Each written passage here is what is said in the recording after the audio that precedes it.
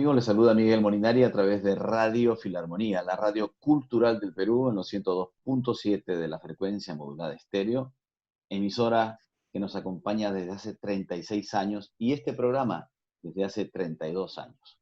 Hoy estamos con una figura recurrente en nuestros especiales, que ha estado varias veces además en los estudios de Radio Filarmonía desde el inicio prácticamente, no tanto del inicio, pero de hace muchos años en los estudios de Radio Filarmonía. Nos referimos al gran tenor peruano Juan Diego Flores, que nos hace el inmenso honor de estar con nosotros hoy en día. Juan Diego, ¿cómo estás? Bienvenido.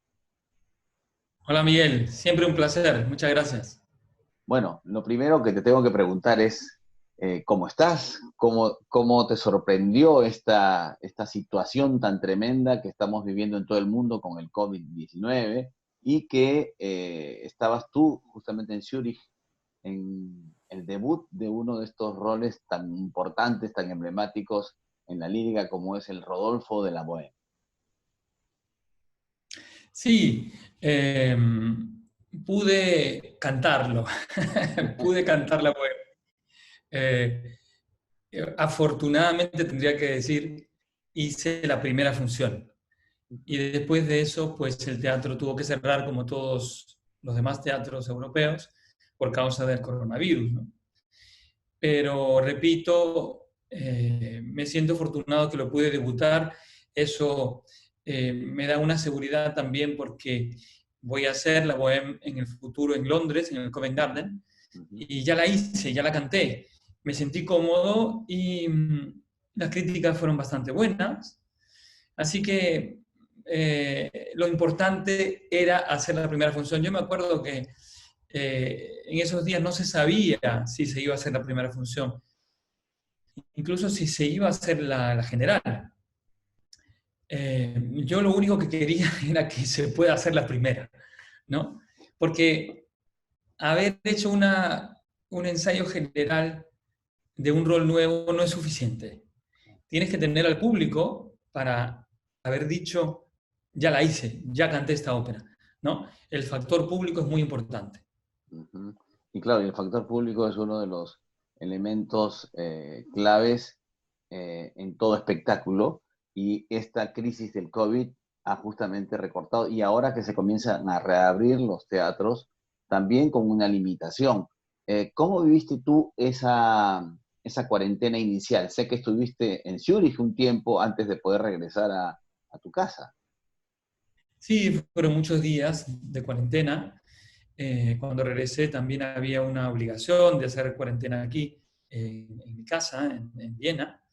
Y he estado estudiando bastante, he estado sobre todo mucho con mis hijos, disfrutando de ellos. Creo que aparte de todo lo malo que ha significado esta crisis, lo bueno ha sido esos momentos íntimos con la familia, que un poco a veces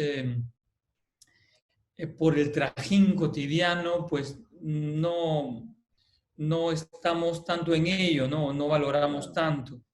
Tengo que decir que esta época, ¿no?, con mis hijos ha sido muy importante y me ha hecho también ver muchas cosas de otros aspectos de mi vida, ¿no? Ese frenón que hemos tenido, pues ha servido dentro de todo lo malo que ha significado, repito. Ver lo que realmente Dentro de importa, ¿no? Lo que realmente importa en la vida, ¿no? Que, Es como que el mundo ha ido en un ritmo frenético. Todos estamos en un ritmo frenético y de repente hemos estado, o sea, nos hemos visto obligados a frenarnos, ¿no? Por una circunstancia exterior, pero hemos tenido que quedarnos en nuestras casas, hemos tenido que reflexionar sobre muchas cosas, ¿no? es muy cierto. Sí, como tú has dicho, darnos cuenta de lo que realmente es importante y también para poder hacer planes hacia el futuro pensando en lo que realmente importa, ¿no? Claro, claro. Ahora estamos, ¿no?, Sí. muy conectados con Perú por Sinfonía por el Perú, que los dos somos parte de Sinfonía por el Perú. y sabemos todo lo que está sufriendo el Perú en estos momentos, Ujú. sobre todo la gente más desfavorecida, y, y es un momento crítico, ¿no? Que ya en Europa se va saliendo de ese momento Ujú. crítico, pero en Perú todavía lo estamos sufriendo bastante. Así es, así es. Hablaremos luego de Sinfonía por el Perú, pero me gustaría, a raíz de la Bohème, hablar un poco de esta ruta que estás también atravesando en tu carrera, que es abordando nuevos roles, nuevo repertorio, sin dejar, además, tu repertorio habitual, ¿no? Tenías programada una actividad en Pésaro que sé que se mantiene con algunas variaciones, pero se mantiene con el Festival de Rossini. Es decir, cuéntame cómo manejas ese tránsito. Siempre ha habido ese, a veces crítica cuando un artista cambia de repertorio o pasa de un repertorio a otro repertorio, ¿no?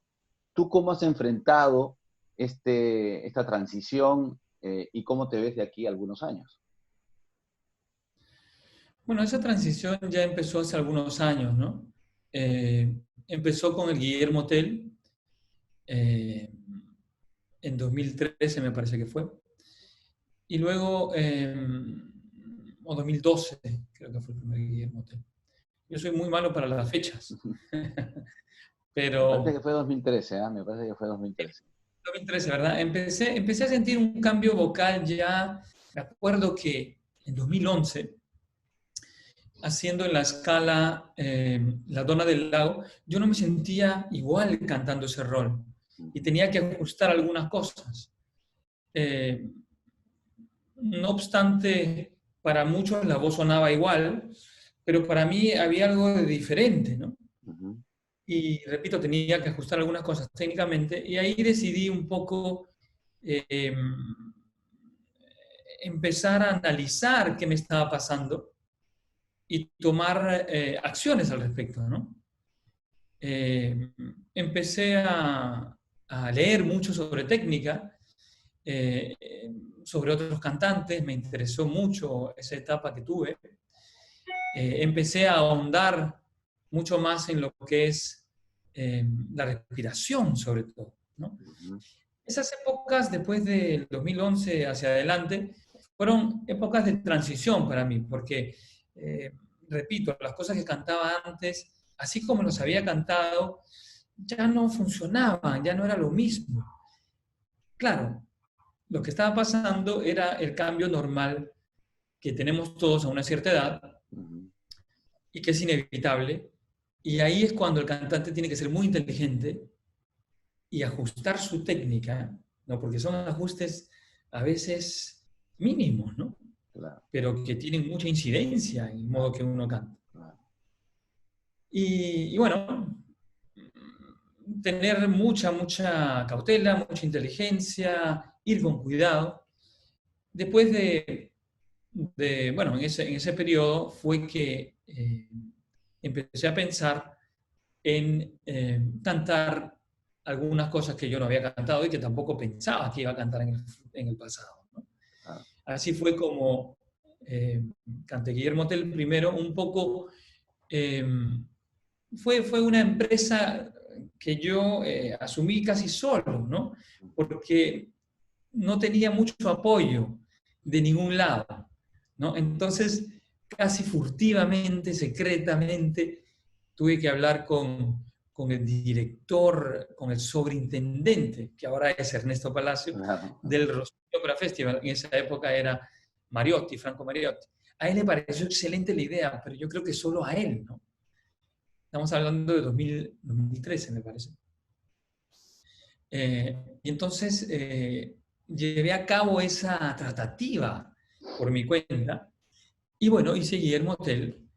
Y ahora, bueno, Guillermo Tell es una ópera que la tendría que haber hecho en esta época Ujú. en Viena, Claro, ¿no? Ahora en estos momentos tendría que estar cantando claro. funciones de Guillermo Tell. Ok. Pero bueno, se convirtió en una ópera de mi repertorio, ¿no? Claro. La voy a hacer el próximo año en el Festival de Salzburgo.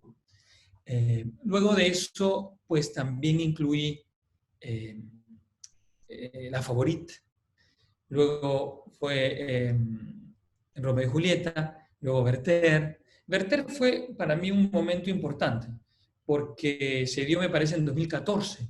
Ujú. Y también para mí era una prueba, porque Werther es un rol muy, digamos, muy emblemático en el repertorio del tenor lírico, digamos, ¿no? Claro. Y la canté por primera vez en Francia, en París. Y la crítica fue muy buena, hecho que a mí me sorprendió un poco, porque yo me esperaba algo de, ¿sabes? Algún periódico que diga algo, no, no es para él, ¿no? Y el público estaba muy entusiasmado.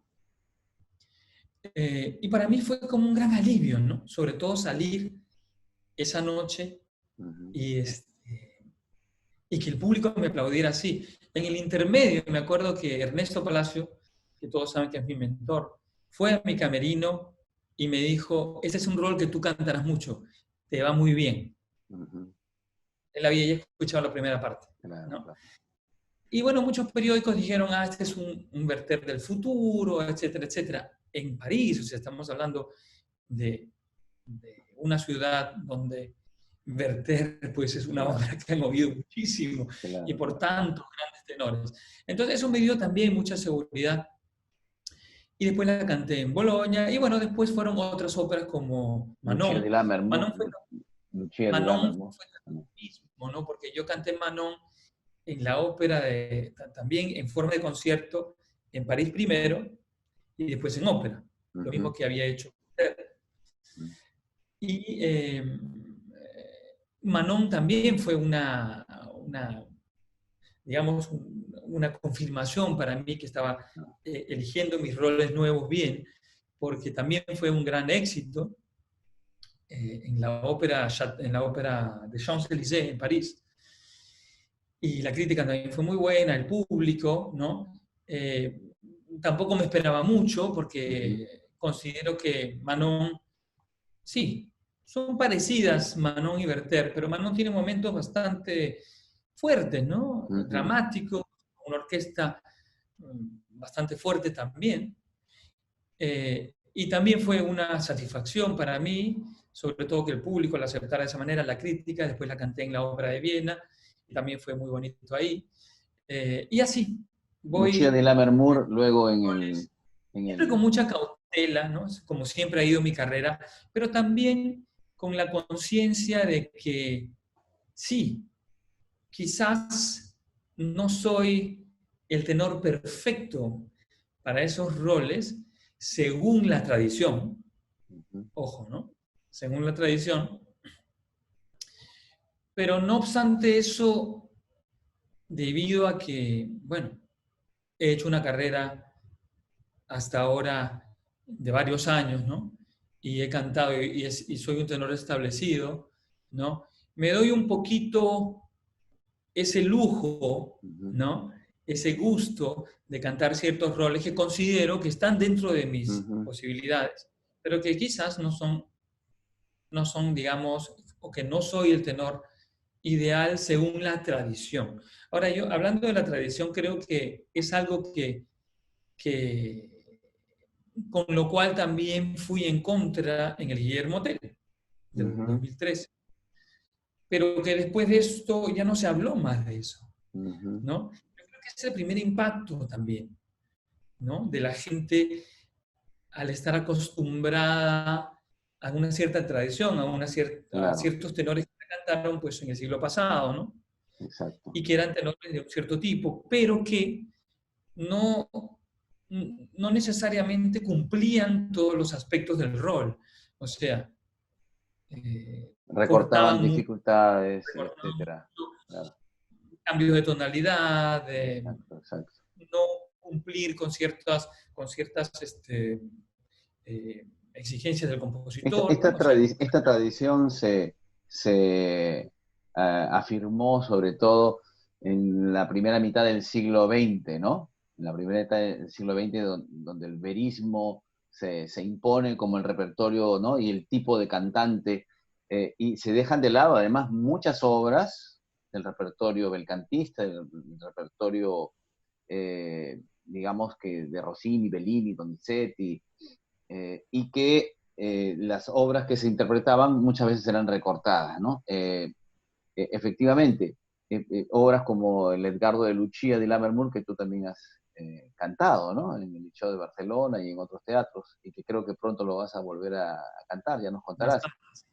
Sí, pero Bohème ya es, digamos, entrar al repertorio pucciniano, ¿no? ¿No? El verismo puro. Ese es un Fíjate paso que diferente. En Bohème yo empecé a cantar porque así yo empiezo, ¿no? Empiezo a cantar el aria en concierto, porque yo hago muchos conciertos.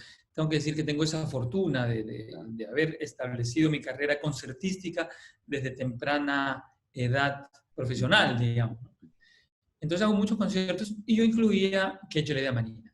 Y se convirtió en el área más aplaudida de los conciertos, ¿no? Y la gente empezó a decirme, ¿por qué no haces el rol? ¿Por qué no haces el rol? Yo tenía quizás no al inicio, pero después ya iba pensando, sí, podría hacerlo. Y elegí un teatro pequeño con una acústica que favorece, que es Zurich. Pero, eh, no sé, quizás por haber hecho también otros roles como Werther, que es bastante lírico, ¿no? Que es bastante dramático en momentos, yo me encontré bien, o sea, me encontré cómodo, me encontré como que era hasta más vocal para mí, más afín vocalmente, o sea que yo me encontraba cómodo vocalmente, que por ejemplo una Manon, ¿no? ¿Sabes? Es que lo Sí, que pasa con Rodolfo es que canta siempre para arriba, ¿no? sí, Cuando iba. comienza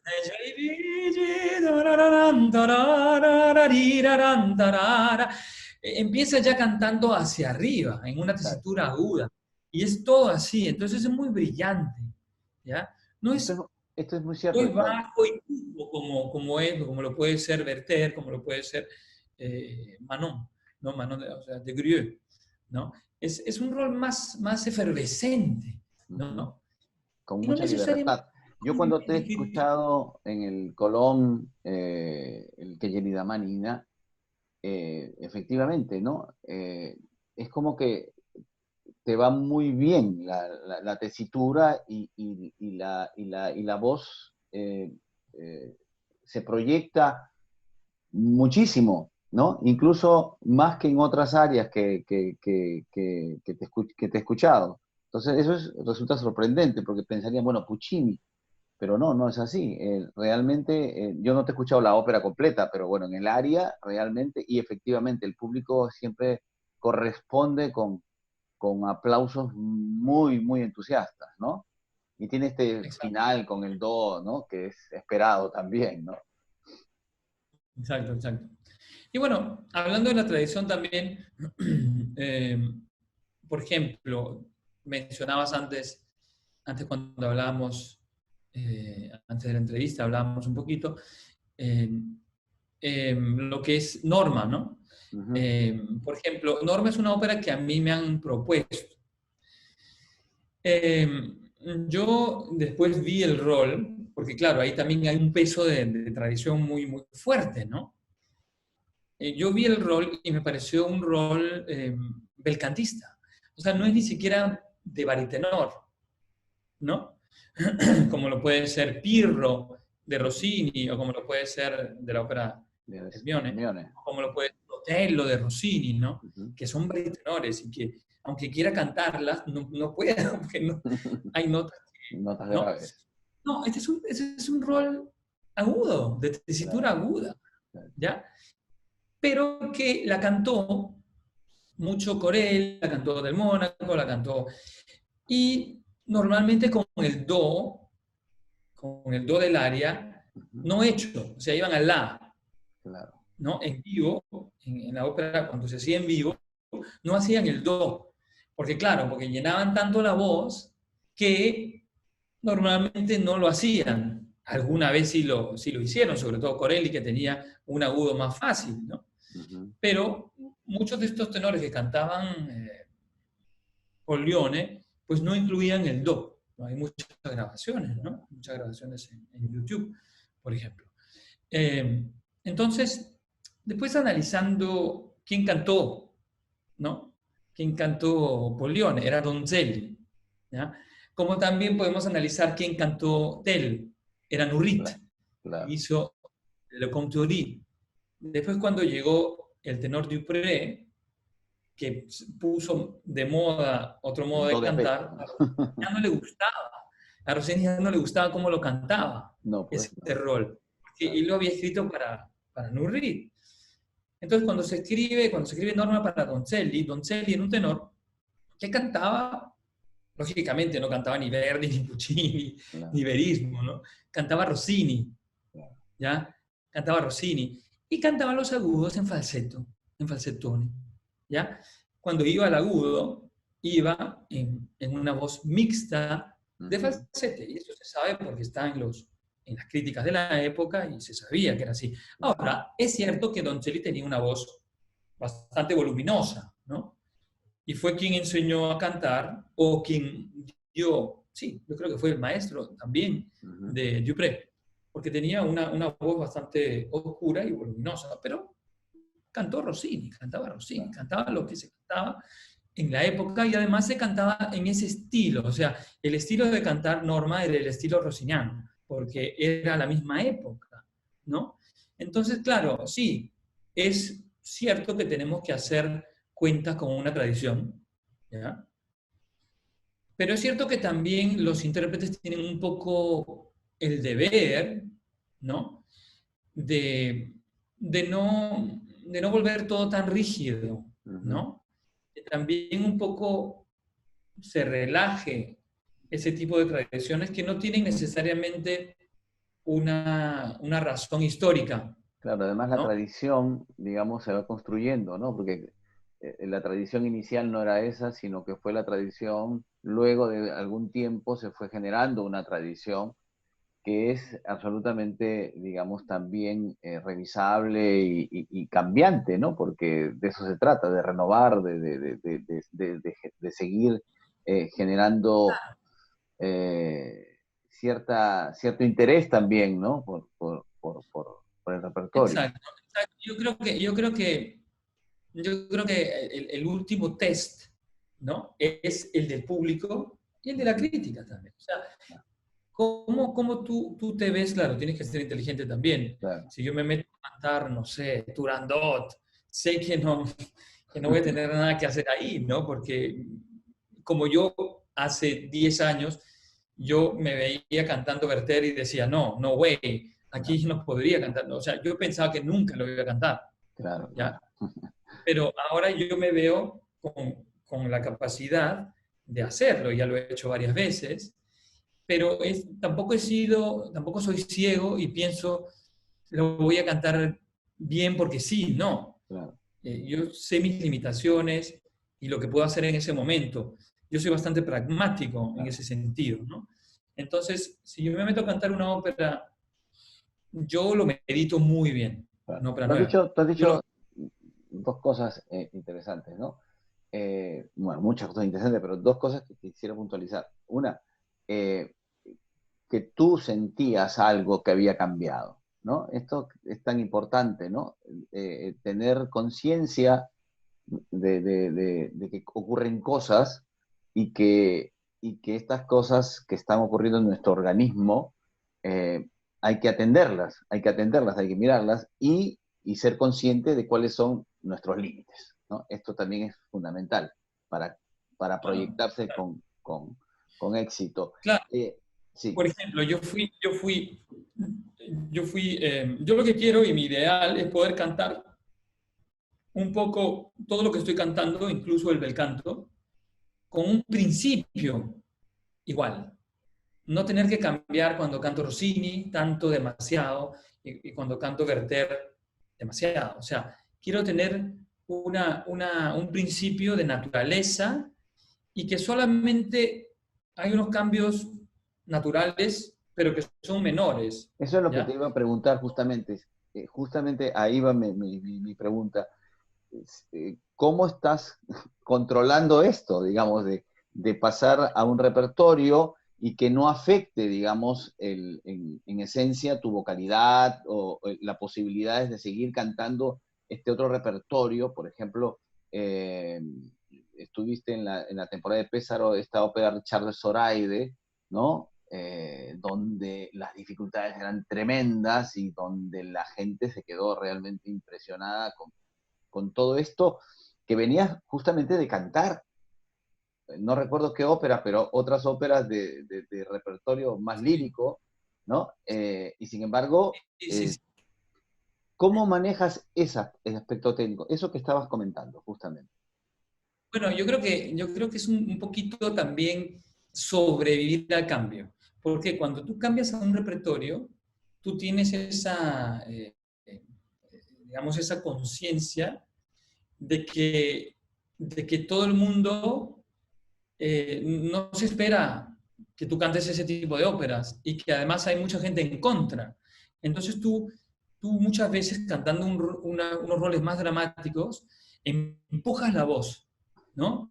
Yo me he encontrado cuando he iniciado a cambiar, a cantar un repertorio diferente, a empujar la voz porque quiero demostrar, ¿no? Es algo subconsciente. Eso ya lo he dejado de hacer. Y es un gran alivio, porque no cambia nada, o sea, empeoras la situación. Cuando empujas y esfuerzas, pues la voz no es tan bonita o el volumen es menor también, aunque uno piensa que es al contrario, ¿no? Entonces, yo creo que la naturalidad, ¿no? Entonces, he llegado a ese punto, uno nunca llega, pero ese es siempre mi fin, de cantar todo con naturalidad y sin esforzar la voz. El año pasado, cuando hice Richard Soraya, yo también me quedé bastante impresionado porque no sabía si iba a poderlo cantar. Porque es un Rossini napoletano, es un Rossini muy difícil, ¿ya? Me parece que el tenor fue David, o sea, un tenor súper, súper agudo, ¿ya? Entonces siempre un rol de David es un rol extremo, pero lo logré. Y yo creo que en Pésaro, una de las claves por qué logro cantar estos Rossinis en Pésaro, es porque juego mucho fútbol, fulbito, ¿eh? Entonces, eso hace que mi respiración esté muy, muy ágil, ¿ya? Okay. Para cantar Rossini hay que tener los músculos abdominales muy ágiles, porque no puedes decir el diafragma ágil, porque el diafragma no lo controlas, el Claro. diafragma es involuntario, pero los músculos abdominales de abajo, ¿ya? Son los que controlan el diafragma. Y si tú tienes digamos, los músculos abdominales porque haces deporte, porque juegas fútbol, porque juegas tenis, tienes se puede decir, una ventaja. Entonces, yo me pregunto, ¿qué es lo que pasa en Pésaro, no? Bueno, en Pésaro es que hago bastante deporte, nado, juego fútbol, me adelgazo normalmente también. Ojo, cuando tú tienes que cantar Rossini y tienes que mover los músculos abdominales tan rápidamente en la coloratura, si tienes mucha panza, no solamente se tienen que mover los músculos, sino tienen que mover la grasa que hay ahí. Claro, Entonces es más difícil. claro. Y por eso, cuando tú pierdes peso, puedes mover más ágilmente esos músculos y por ende mueves también la garganta, que es la que hace la coloratura al final. Todo lo hace con esto. Entonces, esa es una de las razones, Ujú. ¿no? Entonces, ¿qué ha pasado? Que hace poco yo canté El Barbero de Sevilla aquí, en la Ópera de Viena. Y yo pensé, había cantado Manon, y yo pensé, bueno, El Barbero de Sevilla no es Richard Zoraide, es Ujú. mucho más, es menos complicado. Y entonces yo fui con confianza a los ensayos, que eran pocos, de que me iba a salir bien, porque es el barbero. Pero no te oculto que sufrí muchísimo. Ujú. Sufrí mucho y en la mitad de la función, ya hacia el final dije, no voy a terminar, no voy a poder terminar. Y pensé, el área final, no la voy a poder, o sea, cuando yo cantaba el área final decía, o sea, yo cantando pensaba, yo voy a tener que parar en algún momento porque no voy a terminar. Felizmente terminé. ¿Cuál fue el motivo de esto? El motivo fue que yo No jugaste no había, fulbito. me había preparado suficiente en Rossini. No había respetado suficiente lo que es Rossini. Yo tendría que no haberme preparado en una semana, sino en 15 días. Y habría tenido que cantar el rol o las partes más difíciles muchas veces en lugar de confiarme. ¿Por qué? Porque Rossini es un tipo de canto que es un mundo aparte a lo que es el otro repertorio operístico. Ujú. Rossini es un mundo aparte. Hay que tener una condición. Y si no lo has cantado anteriormente por los últimos 6 meses, pues tienes que rodar el auto, digamos, ¿no? Los músculos los tienes que preparar. Y tienes que jugar fulbito. Y tengo que jugar un poquito. Ahora estoy jugando bastante, estoy jugando tenis, estoy pulvito, y entonces estoy mucho mejor de Rossini. Estoy mejor de Rossini, digamos, ¿no? Ahora yo tengo que empezar un concierto muy difícil, donde todas las áreas, este verano, donde todas las áreas son áreas inéditas, medias inéditas, alternativas, muy difíciles. Entonces desde ya me estoy preparando, ¿no? Porque tengo que hacerlo bien. Cantar Bellini, Donizetti, cantar Werther, no es lo mismo. Estás siempre en grado de cantarlo, pero cantar Rossini no. Entonces, pero lo bueno es que lo puedo hacer. O sea, cuando me meto a cantar Rossini, sí, no es lo mismo cuando escuchas a Juan Diego Flores del 98, 96, 98, 2000, 2001, 2002, no, no es lo mismo, ¿no? La voz no es lo mismo, y ni la agilidad quizás, ni los agudos suenan lo mismo, pero yo lo puedo cantar eh, y puedo sentirme fresco al final, como me sentí fresco al final de Richard de Zoraide, que me la pasé muy bien cantándolo y fue una gran satisfacción. Claro. Eso me da pie a hablar de Europa. Ya se va abriendo, los teatros europeos comienzan a tener trabajo, comienzan a haber ensayos, comienza a haber un movimiento ya en el ambiente lírico. ¿Qué se viene inmediatamente? ¿Cuál es la proyección de este año? Sé que estarás abriendo la temporada de La Scala en diciembre también. Ojalá. Dios mediante, Dios mediante. Sí, porque la situación es bastante incierta. Eh, eh, no sé si voy a cantar en Londres en septiembre, octubre, que tenía pensado hacer una nueva producción de los cuentos de Hoffman. Ujú.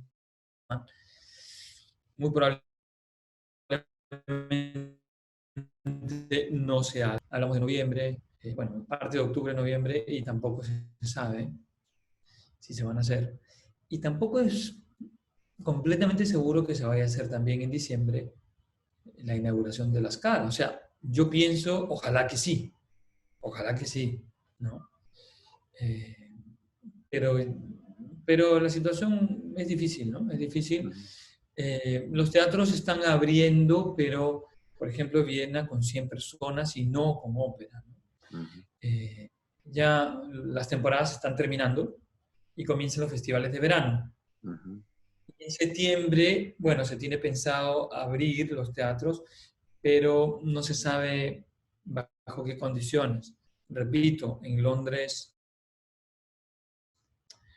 lo veo difícil que en septiembre, que es cuando se abre, o sea, se abriría con la ópera que voy a cantar yo, que es Los cuentos de Hoffman. Y eso es muy difícil que se dé, yo creo. Quizás la reemplazan por otra ópera de repertorio, porque si es una ópera de repertorio ya todo está construido. Claro. En cambio, los cuentos de Hoffman se tenía que construir En la nueva durante producción. el verano, y Claro, no es posible, ¿no? O sea, la escenografía, hablo de todo eso, ¿no? claro. Ahora, el primer concierto que yo voy a hacer es en la Ópera de Viena el 20 de este mes, y va a haber solo 100 personas. Y Es un poco triste, ¿no? sí, eso es porque es tan importante. Es importante.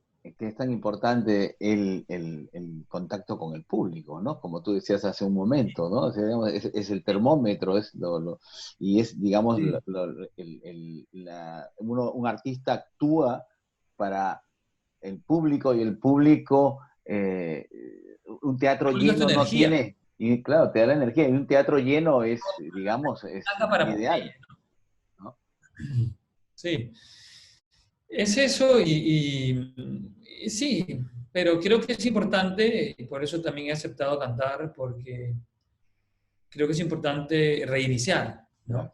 Abrir la temporada de la Para Scala, uno no se detiene, ¿no? me comentaban que en la Lucia el Arturo será Iván Ayón, Sí, ¿no? sí, sí, El, sí. el tenor peruano Iván Ayón será primera vez que habrá dos tenores peruanos al mismo tiempo en el escenario en la Scala. Es verdad, es verdad. Sí, sí. Lo comentamos porque me mandó un mensaje hace poco y lo comentábamos. Estamos en contacto. Sí, sí, sí, qué lindo. Que Bueno, quería y entonces este es el primer concierto. ¿Perdón? que, que, que ahora ya el tiempo nos va ganando, quería entrar un poco a hablar de Sinfonía por el Perú. Salimos un poquito de la ópera y nos vamos a este trabajo tan importante con los niños y jóvenes de nuestro país, que principalmente aquellos en situación de riesgo, que tienen una esperanza, ¿no?, de vida, de éxito, de triunfo, a través de la música, a través del poder que viene, ¿no?, inmerso en la música, como, no solamente como una expresión máxima del ser humano, sino como un elemento fundamental en el desarrollo de las personas. Cuéntanos un poquito, tú estás, como siempre, liderando el proyecto desde Viena y desde donde estés, y el trabajo que venimos haciendo, bueno, ya tiene muchísimos niños, muchísima actividad, y hay muchos proyectos a futuro. Y cómo esta situación también nos ha afectado, ¿no? Sí, esta situación nos ha afectado, puesto que, bueno, en estos momentos no hay clases de ningún tipo en el Perú, y también Sinfonía por el Perú se basa en la enseñanza, ¿no? Se basa en la enseñanza de la música en forma colectiva, ¿no? Lo lindo de Sinfonía por el Perú es que son orquestas, son coros, y en esas familias pues se realiza, se da el milagro de la música como, como ese elemento transformador, ¿no? Donde los niños adquieren valores, donde los niños son felices, adquieren autoestima y, y se ven en la sociedad como entes importantes, ¿no? Capaces de hacer un cambio. Yo veo a Sinfonía por el Perú en el futuro como un gran futuro, ¿no?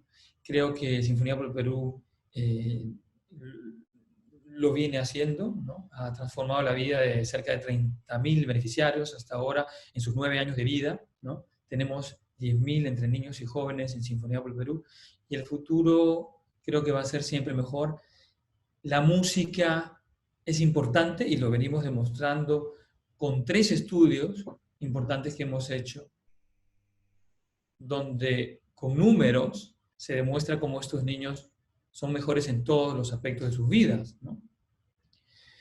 El futuro nos depara cosas lindas. Creo que tenemos, aparte de lo que concierne a la parte internacional, cosas importantes en el futuro. El próximo año tenemos una gira pactada en Europa con la Orquesta Juvenil de Sinfonía por el Perú. Este año teníamos que estar en la Expo de Dubái con la Orquesta Mm. Juvenil, pero lamentablemente por el COVID pues ha tenido que ser postergado el próximo año. Y así pues estamos mediante esta orquesta, que es la punta de diamante de lo que es Sinfonía por el Perú, pues estamos esparciendo el mensaje de Sinfonía por el Perú de que la música, la cultura es tan importante para la vida y para la transformación en mejor de todos esos niños desfavorecidos, Así ¿no? es. En situación de riesgo. Ahora, seguimos trabajando en Sinfonía por el Perú en estos tiempos difíciles. Estamos ahora implementando formas de comunicar con los niños a través de lo digital. Qué suerte que tenemos Sinfonía Digital, que es algo que hemos Claro. creado en el pasado y que nos da herramientas para poder comunicar con los niños y jóvenes. Lamentablemente no con todos, porque bueno, la realidad del Perú es que no todos tienen acceso a Internet, pero los niños se las arreglan, ¿no? Hace poco algún niño de Sinfonía por el Perú pues colgó algo en las redes sociales eh, donde se van a lugares donde coge internet para poder hacer sus tareas, ¿no? Para poder comunicarse o para... Así es. Se las arreglan, se las ingenian para poder tener clases con sus profesores y seguir con sus enseñamientos musicales, ¿no? Enseñanzas musicales. Eh, y bueno, nosotros en estos momentos, contigo, Miguel, que eres el director ejecutivo, pues estamos viendo maneras para ser aún más eficientes y eficaces, que ya lo somos, pero aún mejorar más y poder dar a estos niños en el futuro, pues incluso mejores herramientas para para poder hacer que sus vidas pues sigan transformándose mediante la música, que es tan maravilloso. Yo creo que a veces la cultura, la música, en momentos de crisis la relegamos, ¿no? Ujú. Hay una cita de Churchill, ¿no? En la Segunda Guerra Mundial, cuando le preguntan a Churchill, señor, tenemos que cortar, ¿no? Las ayudas, los subsidios a la cultura para dar más a los esfuerzos de guerra. Y Churchill dice, no, ¿para qué entonces estamos peleando? ¿No? ¿Para qué estaríamos peleando la guerra entonces si cortamos a la cultura? O sea, en su mente, la guerra se estaba peleando para preservar la cultura, Exacto. que es el legado del De la ser humanidad. humano, ¿no? Claro, totalmente. No se destruye, ¿no? Yo creo que la cultura es importantísima y en el Perú pues tenemos que estar orgullosos de la cultura que tenemos, de Sí, la música que tenemos. claro. Y es muy importante esto que dices ¿Cuánto es la música para el Perú, no? La música para el Perú, su riqueza musical. En Sinfonía por el Perú, nosotros formamos a los niños, digamos, en la base de lo que es la música clásica, ¿no? Y la técnica de la orquesta sinfónica, de la técnica de ejecución de los diferentes instrumentos de la orquesta sinfónica.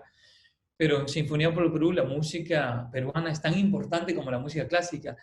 Y los niños de todos los núcleos del Perú, de Sinfonía por el Perú, tocan música peruana y les encanta tocar música peruana. claro, Cuando tocan música peruana se transforman. Los hemos visto en los conciertos claro. que han hecho también conmigo. Y es importantísimo. Esa cultura nuestra es importantísima y vemos cómo la cultura, hablando de lo musical, peruana, puede ser un instrumento tan importante de cambio, ¿no? Y así también, como dices tú, tenemos el programa Puro Perú, que son instrumentos tradicionales, instrumentos peruanos, ¿no? Quena, zampoña, guitarra, cajón, etcétera.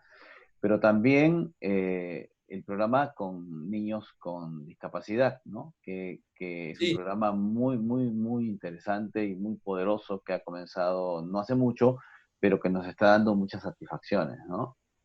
Atendiendo a una población también relegada y que es increíble cómo la música puede activar y conectar tan fuertemente en la vida de estos niños y en su familia, ¿no? Y esto es magia pura, ¿no?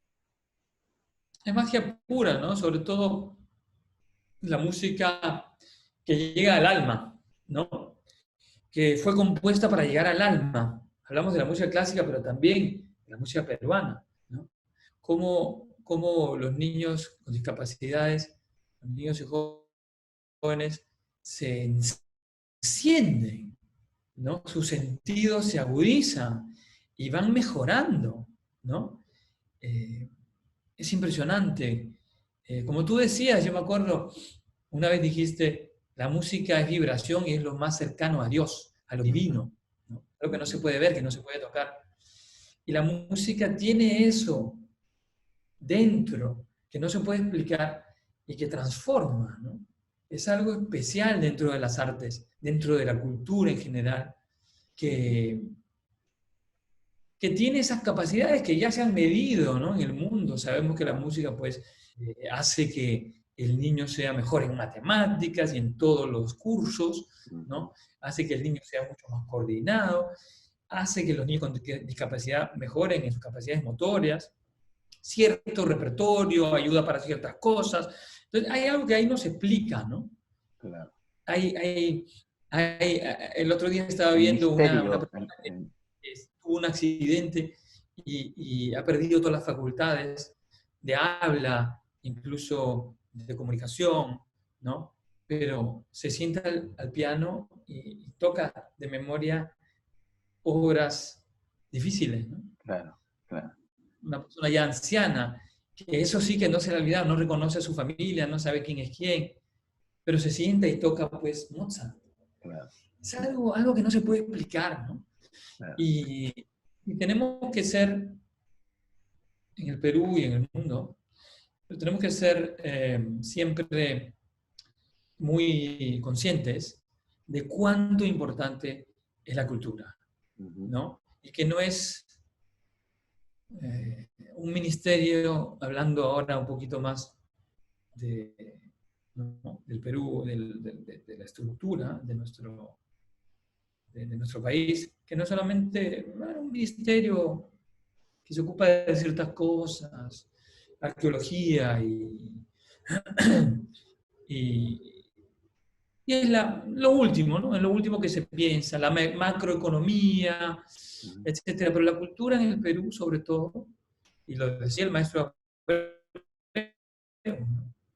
El maestro Abreu, que inició los sistemas de orquestas juveniles e infantiles, primero en Venezuela, y yo cuando fui contigo a Venezuela, nos inspiramos y después creamos Sinfonía por el Perú. Él decía que el Perú era aún más ideal que Venezuela para hacer lo que ahora es Sinfonía por el Perú, por la riqueza musical que tenemos. Claro. Por la riqueza musical que tenemos, costa, sierra y selva, la cantidad de folclore, la cantidad de obras. De danza, de música, Alguien ¿no? que fue, la danza, la música. A veces no nos damos cuenta, ¿no? Nos hemos dado cuenta, un poco tarde, tengo que decir, de nuestra riqueza gastronómica. Lo sabíamos en nuestras casas, Claro. y lo sabíamos en nuestras barrigas, en nuestras pancitas. Sabíamos que la comida peruana era especial, pero no lo habíamos difundido, no lo habíamos hecho saber al mundo. Ahora todo el mundo habla de la comida peruana, gracias sobre todo a Gastón Acurio, ¿no? Pero así como la comida peruana, también tenemos la música peruana, ¿no? Y las capacidades ilimitadas que tiene. Lo estamos haciendo en Sinfonía por el Perú, la capacidad de mejorar la vida de tantos niños y de darles autoestima y de incluirlos en la sociedad. La importancia de generar Entonces, el acceso, ¿no? El acceso, porque claro, existe, pero los niños, todos estos niños que están en Sinfonía por el Perú, han descubierto un mundo porque nunca tuvieron la oportunidad de acceder a una formación musical, de conocer, de descubrir ellos y sus familias, ¿no? Y eso es un efecto multiplicador. Eso es muy, muy, muy importante, generar el acceso, ¿no? ¿Qué es lo que estamos haciendo? Dándole la oportunidad a aquellos que jamás lo hubieran tenido, ¿no? exacto. Hay gente que entiende inmediatamente el mensaje de Sinfonía por el Perú. Y inmediatamente dice, esto es importante, ¿no? Y bueno, por todas esas personas hemos logrado también llevar a cabo lo que hemos hecho. 9 años, compañías, fundaciones internacionales. Necesitamos mucha ayuda, sobre todo ahora económicamente, a causa también que se han frenado todas las actividades de recaudación de fondos para Sinfonía por el Perú. Y bueno, también eso es un llamado para quien quiera apoyarnos. estamos ahí, Claro. gratos y que cualquier ayuda pues es de gran apoyo, ¿no? Ya estamos llegando al final del programa y yo estas entrevistas me gusta cerrarlas hablando de Radio Filarmonía y que va justamente en esa línea, ¿no? En el aspecto de la difusión, la importancia de contar con una radio, con una emisora como Radio Filarmonía, que fiel a una forma de transmitir arte y cultura, eh, eh, persiste en el tiempo por 36 años.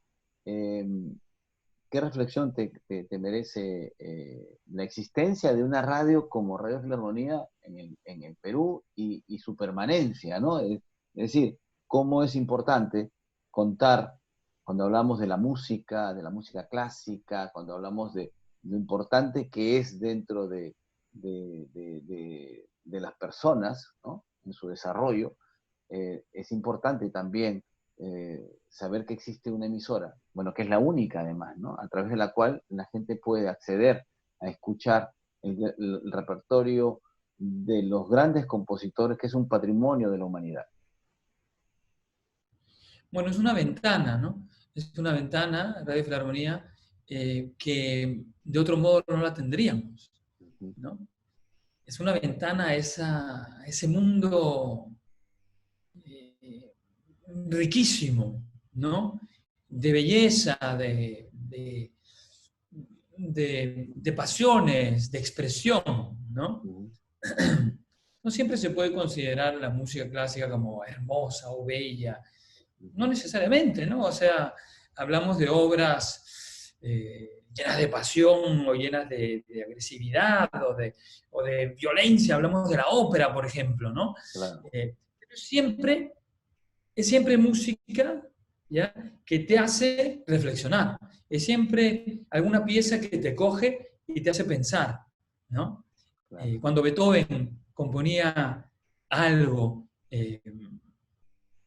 sí, uno lo puede interpretar como quiera, ¿no? Pero hay cosas de Beethoven que tú te quedas, wow, ¿esto qué es? ¿No? Sobre todo las últimas obras de Beethoven, ¿no? Que no se puede considerar, ah, mira qué linda obra, ¿no? Es algo de su expresión, es algo que sale de su expresión y su momento y de su genialidad, que ya traspasa lo que es lo clásico y lo bonito, ¿no? Lo mismo cuando tú vas a la ópera, que es lo nuestro, tú vas y te quedas en shock a veces, ¿no? Por lo que estás viendo. O sea, a veces ni siquiera una película violenta puede ser tan estremecedora, ¿no? Y tan Claro. como una ópera de esas buenas, ¿no? Claro. Pero te vas siempre te vas siempre cambiado del teatro, ¿no? Claro. Y por eso es que las personas que van a la ópera, sobre todo aquí en Europa, y los jóvenes que van a la ópera, se enganchan y se engancharon para siempre. Claro. Porque es algo mágico, ¿no? Repito, no siempre es lo que uno define como la música clásica es así. ¿Sí? Entiendo que Mozart en la mayoría es así, es siempre bello, ¿no? Porque es clásico. Pero después cuando vamos hacia adelante en lo que es la música clásica, no necesariamente la definición es belleza, ¿no? Es un mundo de fantasía, es un mundo rico, es un mundo que te cambia, es un mundo que te mejora, es un mundo que tú puedes, con una pieza clásica, de música clásica, puedes reflejarte tú también, ¿no? Y entender tu mundo también. Nietzsche decía que sin la música la vida sería un error, ¿no? La vida sería un error. Y creo que esto lo demostramos también, lo que tocan los niños, los jóvenes de sinfonía, de la orquesta, sobre todo esas obras de Mahler, de Tchaikovsky, tan fuertes. Estos niños viven algo intenso que muchos otros niños de su edad no viven, ¿no? Que les da una riqueza espiritual interna muy grande. Ahora, tener esa ventana en Radio Filarmonía hacia ese mundo es una gran cosa. Yo pienso en mí cuando era joven, todavía lo soy, pero bueno, cuando era más joven.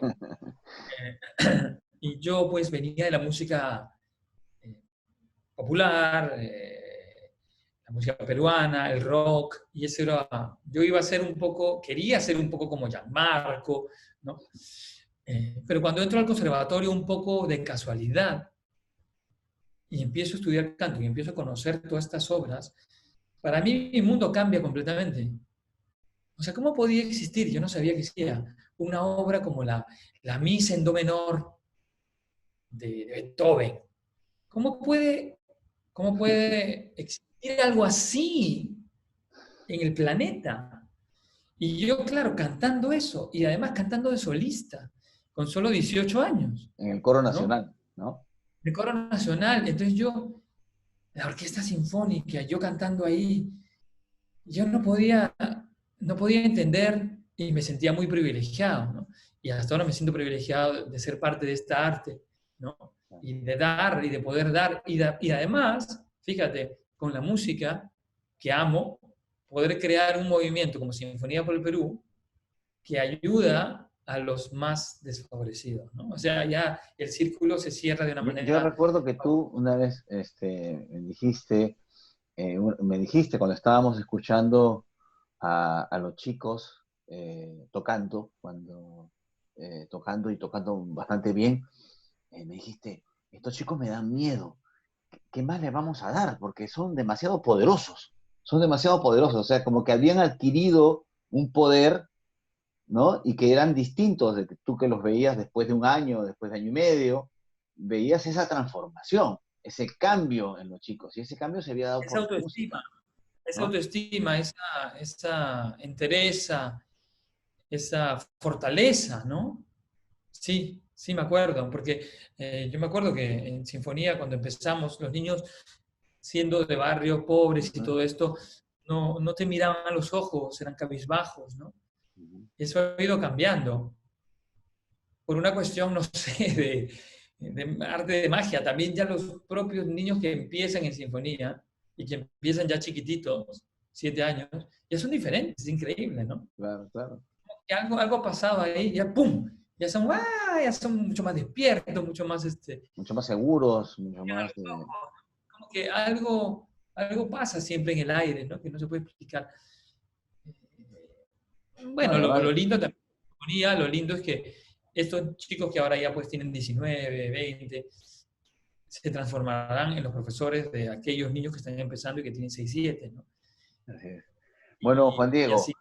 el tiempo nos ganó, pero te agradezco enormemente. Podríamos conversar de mucho más, de muchas otras cosas, de la lírica, que es un mundo tan fascinante, de Sinfonía por el Perú, de Radio Filarmonía y de tantas cosas. Pero nada, muchísimas gracias por esta conversación, por esta entrevista. El mejor de los deseos de éxito, ¿no? Mis deseos de éxito siempre en tu carrera. Y nada, te dejo los micrófonos para que te despidas del público de Radio Filarmonía. Sí, muchas gracias, Miguel, y me despido de todos los radioescuchas de Radio Filarmonía y que Radio Filarmonía pues siga teniendo una larga vida y que tú sigas conduciendo tu programa tan fantástico de ópera. Y gracias a ti y Gracias a saludos ti. a todos, ¿eh? Gracias, Juan Diego. Ha sido Juan Diego Flores aquí en Antología Lírica por Radio Filarmonía. Nos vemos pronto.